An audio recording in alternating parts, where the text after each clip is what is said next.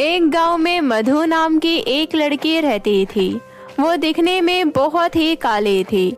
उसके बड़े बड़े होंठ और नाक चपटी थी, इसलिए गांव के सभी लोग उसे काली बंदरिया कहकर चिढ़ाते थे।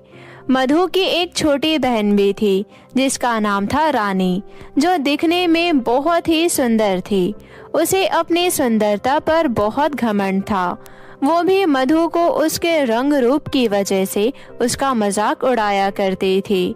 मैं मार्केट जा रही हूँ, बताओ तुम दोनों के लिए कौन से रंग की ड्रेस लेकर आऊं? बताओ मधु, तुम्हारे लिए कौन सा रंग का ड्रेस लेकर आऊं? ये भी कोई पूछने वाली बात है माँ, काली बंदरिया तो काले कपड़े ही पहनेगी। देखो माँ, रानी मेरा कैसे मजाक उड़ा रही है। रानी, अपनी बड़ी दीदी के बारे में ऐसा नहीं बोलते। चलो माफी मांगो दीदी से। माँ, मैंने गलत क्या बोला? मैं नहीं मांगूंगी माफी। बाहर भी लोग मधु का मजाक उड़ाने का कोई मौका नहीं छोड़ते थे। ऐसे ही एक दिन मधु कुछ बंदरों को केला खिला रही थी। तभी उसके पड़ोस में रहने वाले दो भाई बहन मालती और गोपाल वहां आए और बोले, अरे देखो देखो, काली बंदरिया बंदरों को केला खिला रही है। इसे कहते हैं अपने जैसे लोगों के प्रति सहानुभूति रखना।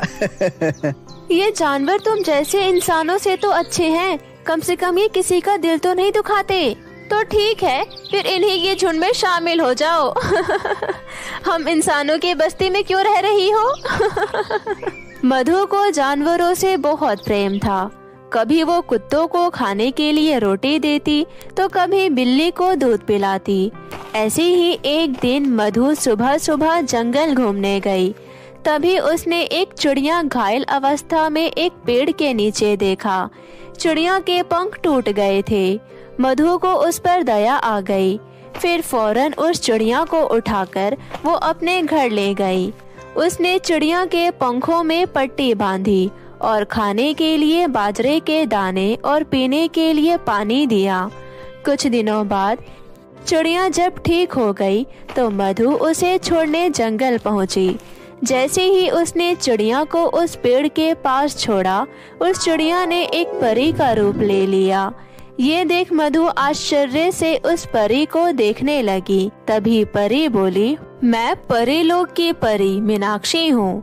मैं चिड़िया का रूप लेकर आसमान में घूम रही थी। तभी एक पतंग के मांझे से घायल होकर नीचे जमीन पर गिर गई। तुमने मेरी बहुत सेवा की है, इसलिए मैं तुम्हें इनाम में कुछ देना चाहती हूँ।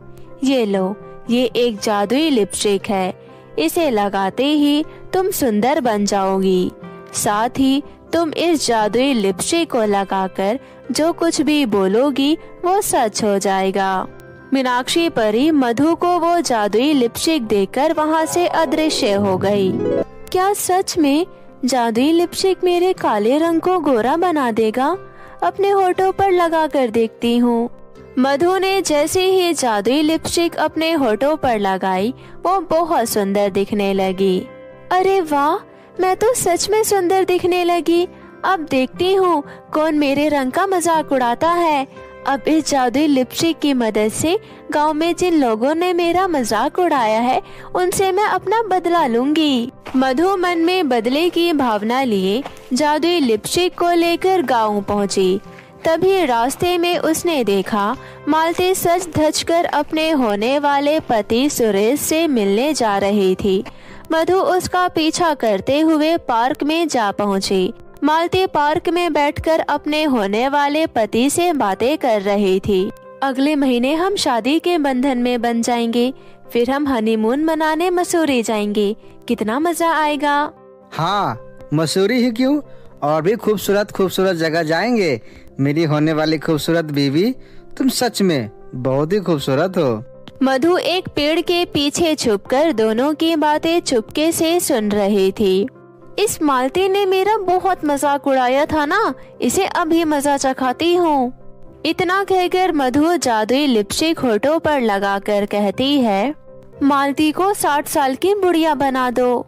मधु के इतना कहते ही मालती 60 साल की बूढ़ी औरत में बदल गई। अरे, यहाँ अम्मा कहाँ से आ गई? मालती, कहाँ हो तुम?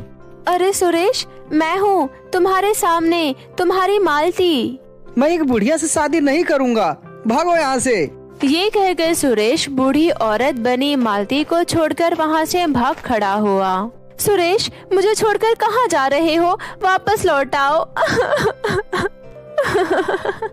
ये हुई ना बात। इस मालती की बच्ची को तो सबक सिखा दिया, अब उस गोपाल की बारी है। फिर मधु गोपाल को ढूंढते ढूंढते उसके घर जा पहुंची। गोपाल घर के हॉल में बैठकर चाय नाश्ता कर रहा था। तभी मधु चुपके से जादुई लिपस्टिक लगाकर बोली, गोपाल को एक बूढ़ा भिखारी बना दो। इतना कहते ही गोपाल एक बूढ़े भिखारी में बदल गया। तभी मधु गोपाल की माँ को आवाज देते हुए बोली, आंटी जी, जल्दी से बाहर आइए, देखिए आपके घर में भिखारी घुस आया है और बैठकर चाय नाश्ता कर रहा है। इतने में गोपाल की माँ कमरे से बाहर आई। अरे, भिखारी घर में कैसे घुस आया? चल जा यहाँ से। ऐसा कहते हुए उन्होंने गोपाल को धक्के मारकर घर से बाहर निकाल दिया। ये देख मधु मन ही मन बहुत खुश हुई।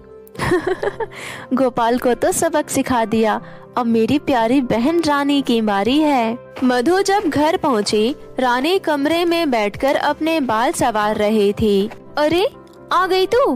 कहाँ थी काली बंदरिया? ये कहते हुए रानी ने जैसे ही मधु को देखा, वो हैरान रह गई। अरे, तू गोरी कैसे बन गई? बता मुझे। अभी बताती हूँ तुझे, रुको जरा। फिर मधु झट से जादुई लिपस्टिक होठों पर लगाकर बोली, जादुई लिपस्टिक, इसे काली और बदसूरत बना दो। इससे पहले कि रानी कुछ समझ पाती, रानी बदसूरत और काली लड़की में बदल गई। अरे, मेरे गोरे रंग को क्या हो गया? मैं इतनी काली कैसे हो गई? इस तरह जिन जिन लोगों ने उसका मजाक उड़ाया था, एक एक करके मधु ने सबसे बदला लिया। गांव के सभी लोग परेशान हो गए। एक दिन मीनाक्षी परी गांव के ऊपर से गुजर रही थी। तभी उसने लोगों के रोने की आवाज सुनी। वो नीचे उतरी और गांव वालों से उनके रोने का कारण पूछा। आप सब लोग रो क्यों रहे हैं? क्या कोई परेशानी है? मधु पता नहीं कहां से जादू टोना सीखकर आई है। उसने मेरे बेटे को एक बूढ़ा भिखारी बना दिया और मेरी बेटी मालती को एक बुढ़िया। अब उसकी शादी कैसे होगी? ये सुनकर परी बहुत क्रोधित हो गई और वो तुरंत मधु के पास गई और बोली, मैंने तुम्हें अपने जादुई लिपस्टिक लोगों को परेशान करने के लिए नहीं दिया था। मैं जानती हूँ परी जी, लेकिन गांव वालों ने मेरा बहुत मजाक उड़ाया था, इसलिए मैंने उनके साथ ऐसा किया ताकि भविष्य में वो कभी किसी और के साथ ऐसा ना करे जैसे उन्होंने मेरे साथ किया था। लेकिन मधु, तुम्हारा ये तरीका गलत है, उन्हें उनकी गलती का एहसास दिलाने का। मैंने जादुई लिपस्टिक तुम्हें ये सोचकर दिया था कि तुम उसका उपयोग अच्छे कामों के लिए करोगी, क्योंकि मैं तुम्हें एक अच्छी और नेक लड़की मानती थी। परी की ये बात सुन मधु को अपनी गलती का एहसास हुआ। फिर उसने परी से माफी मांगी। मुझे माफ कर दो परी जी, मुझसे बहुत बड़ी गलती हो गई। मुझे उन लोगों के साथ ऐसा नहीं करना चाहिए था। आप अपनी जादुई लिपस्टिक वापस ले लीजिए और उन सभी लोगों को पहले जैसा कर दीजिए। परी अपनी जादुई लिपस्टिक लेते हुए बोली, तुम्हें अपनी गलती का एहसास हो गया, मुझे बहुत अच्छा लगा। इसलिए मैं तुम्हारा रंग रूप नहीं बदलूंगी, तुम जैसी हो वैसी ही रहोगी। उसके बाद परी जादुई लिपस्टिक के जादू से उन सभी लोगों को पहले जैसा कर देती है। सभी लोग अपना रूप वापस पाकर परी का धन्यवाद करते हैं और मधु से भी किए हुए बुरे बर्ताव के लिए माफी मांगते हैं। इस तरह सब कुछ ठीक हो जाता है।